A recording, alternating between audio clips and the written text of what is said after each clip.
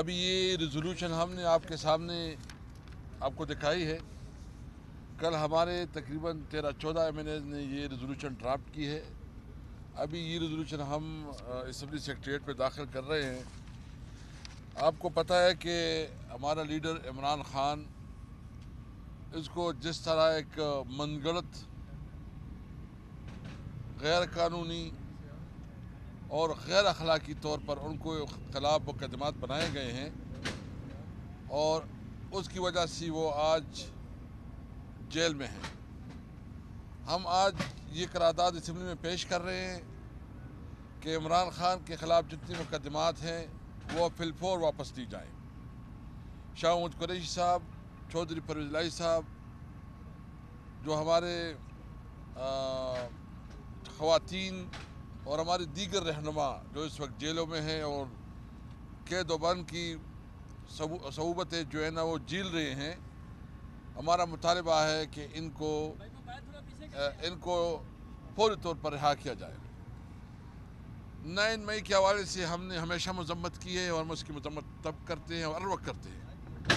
ہمارا ساتھ مطالبہ یہ ہے اس کا کہ ان کے لیے جوڈیشل کمیشن بنائی جائے، اعلیٰ عدالتی کمیشن بنائی جائے اور اس میں تحقیق ہو کہ کون اس کے ذمہ دار ہے. جو بھی ان کے ذمہ دار ہیں ان کے خلاف جو ہے نا قانونی کارروائی کی جائے.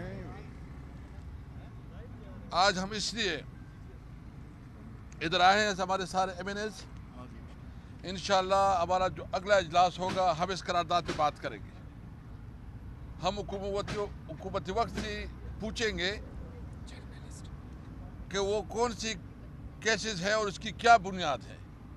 اور آپ نے دیکھ لیا کہ ایک دن میں 14 گھنٹے جو ہے نا یہ عدالت کی پروسیڈنگ چلتی ہے. دنیا کی تاریخ میں آپ کو اس قسم کا مثال نہیں ملتا. اور پھر سزاؤں میں اتنی جلدی ہوتی ہے کہ ایک دن میں 2 پروسیڈنگ 2 عدالتیں لگتی ہیں اور پھر وہ بھی 14 گھنٹے. تو اس میں انصاف کے تقاضے پوری نہیں ہوئی. اس میں صرف بدنیتی ہے، اس میں صرف انتقام ہے اور اس میں صرف اس خوف کا کہ عمران خان سب سے بڑا لیڈر بن گیا، سب سے مقبول لیڈر بن گیا، اس کی وجہ سے عمران خان کو جو ہے نا کس طرح پابند سلاسل رکھنا ہے تاکہ الیکشن میں ایک جھوٹا مینڈیٹ ان لوگوں کو دی جائے. اور آپ نے دیکھ لیا کہ ایک طرف یہ ظلم ہو رہا ہے اور دوسری طرف جس طرح ہمارے مینڈیٹ پہ ڈاکہ ڈالا گیا.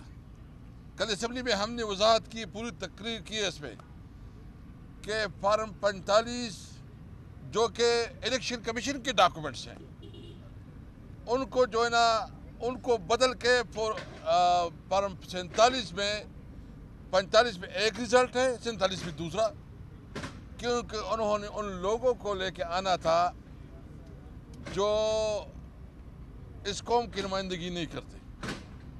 اس لیے ہم کسی بھی طور پر اپنے حق سے پیچھے نہیں ہوں گے. میں آپ کو بالکل یہ واضح کرنا چاہتا ہوں، آپ کے ذریعے پوری قوم کو یقین دہانی کرنا چاہتا ہوں کہ اب ہماری جنگ صرف اپنی سیاست کے لیے نہیں ہے. ہماری جنگ اس قوم کے لیے ہے، اس قوم کی حقوق کے لیے، اس قوم کی صحیح معنوں میں نمائندگی کے لیے ہے. اور یہ ہر شہری کا حق ہے کہ ان کو ان کا آئینی حق ملے. ہمارا سب سے پہلا مطالبہ یہ ہے کہ آئین پاکستان کے مطابق تمام ادارے اپنے اپنے پیرامیٹرز میں رہیں. ہم صرف جو جدوجہد کریں گے وہ قانون اور آئین کی بالادستی کے لیے، رول آف لا کے لیے، آزاد جوڈیشری کے لیے کہ ہماری عدلیہ آزاد ہو اور وہ کسی کے خلاف اس کا جو ایک بائسڈ اپروچ ہے، معذرت سے کہتے ہیں، وہ نہ ہو بلکہ وہ انصاف کے مطابق فیصلے کرے. اور ہم اب بھی توقع رکھتے ہیں، یعنی کل جو فیصلہ ہوا ہے ہمارے خواتین کی سیٹیں کو جس طرح چھینا گیا ہے، یعنی ایک طرف آپ نے ہم سے ہماری سیٹیں چھینی، ہماری تقریباً 180 سیٹیں بنتی ہے وہ چھینی، اور پھر جو ہمارا مینڈیٹ 3 کروڑ سے زیادہ ووٹ تحریک انصاف کو پڑے ہیں ان کو آپ عزت نہیں دے رہے ہیں، ان کو آپ عزت نہیں دے رہے ہیں.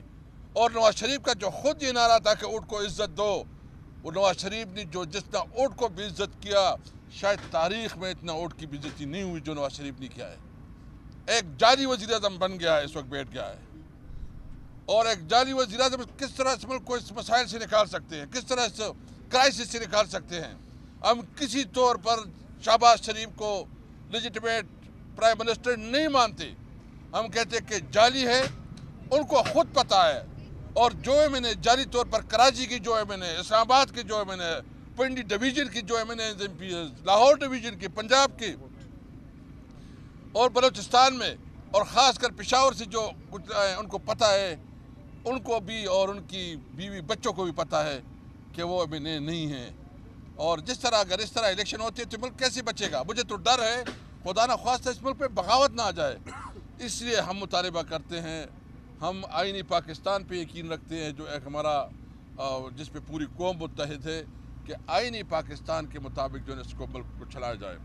انشاءاللہ ہم اپنی تحریک جاری رکھیں گے، یہ بات بالکل واضح ہو، اور میں آپ کو بتاؤں گا کہ انشاءاللہ اس کے بعد ہم ان تمام سیاسی قوتوں کو اکٹھا کریں گے جن کی اندازی کے اوپر جو ہے نا اپنے تحفظات ہیں، اور ہم ایک بڑے لیول پہ ہے، لیکن جو بھی ہم تحریک چلائیں گے وہ قانون اور آئین کے اندر رہتے ہوئے اپنی جدوجہد چلائیں گے۔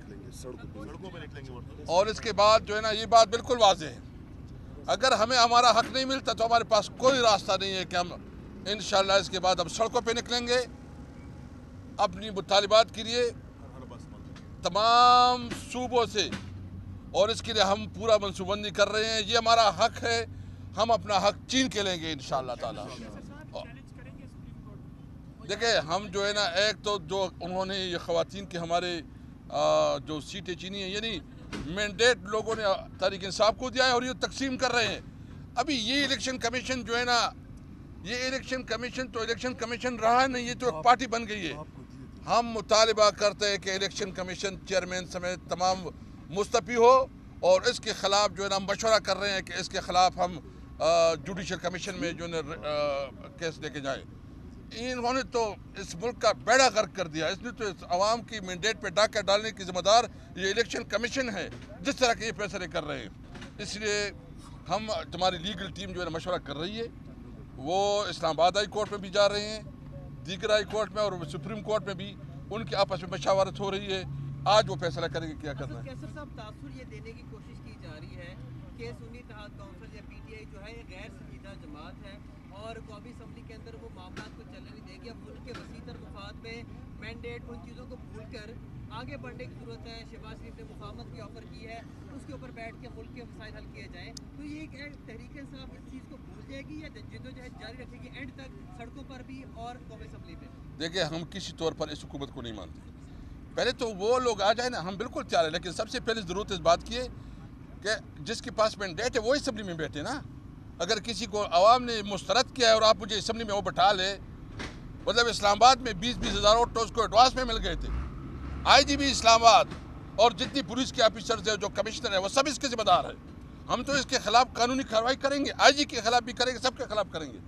دیکھو یہ ہمارا ملک ہے، ہم اپنا قانونی رائی جنگ لڑیں گے، جس نے ہماری حقوق پہ اور عوام کے حقوق پہ ڈاکہ ڈالا ہے وہ اس قابل نہیں ہے اس کے ساتھ بات کی جائے۔